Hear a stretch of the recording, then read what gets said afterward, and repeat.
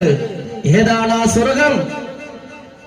അൽ ജന്നത്തു തഹത അഖ്ദാമിൽ ഉമ്മഹാത്ത്, നിന്റെ മാതാവിന്റെ കാൽ കീഴിലാണ് സ്വർഗം എന്ന് ആദരവായ റസൂൽ കരീം സല്ലല്ലാഹു അലൈഹി വസല്ലമ തങ്ങൾ പ്രഖ്യാപിക്കുമ്പോൾ ആ ഉമ്മാന്റെ കാൽ കീഴിലുള്ള സ്വർഗം എങ്ങനെ നമുക്ക് കരസ്ഥമാകും?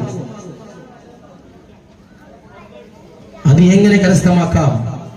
അത് നമ്മുടെ ഉമ്മമാരെ സ്നേഹിച്ച് അവര് പറയുന്നത് അനുസരിച്ച് നാം അവരെ സ്നേഹിച്ചാൽ, അവരെ തൃപ്തിപ്പെടുത്തിയാൽ ആ സ്വർഗം കരസ്ഥമാകുന്നതാണ്. എങ്കിൽ ചുരുക്കുകയാണ്, ഇൻഷാ അല്ലാഹ് നിങ്ങളെ ഓരോരോ കാര്യങ്ങൾ പറഞ്ഞ് ബുദ്ധിമുട്ടാക്കുന്നില്ല, മനസ്സിലായില്ലേ?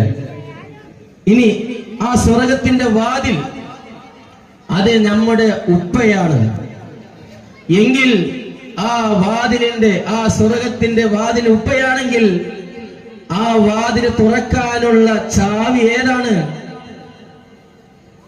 അതാണ് നമ്മളിൽ നിർബന്ധമാക്കിയ, നമ്മൾ എല്ലാ ദിവസവും 5 വക്ത് നിസ്കരിക്കുന്ന അസ്സലാത്തു മിഅറാജുൽ മുഅ്മിനീൻ എന്ന് പറയപ്പെടുന്ന നിസ്കാരം. അല്ലാഹു സുബ്ഹാനഹു വ തആല മനസ്സിലാക്കി തരുമാറാകട്ടെ.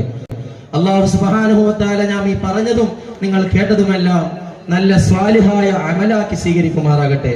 ഞാൻ പറഞ്ഞതും നിങ്ങൾ കേട്ടതുമെല്ലാം അത് ജീവിതത്തിൽ പകർത്താനും മനസ്സിലാക്കാനുമുള്ള തൗഫീഖ് അല്ലാഹു നമുക്കെല്ലാം അനുഗ്രഹിക്കുമാറാകട്ടെ. വ ആഖിറു ദഅവാന അനിൽ ഹംദുലില്ലാഹി റബ്ബിൽ ആലമീൻ. അസ്സലാമു അലൈക്കും വറഹ്മത്തുള്ളാഹി വബറകാതുഹു.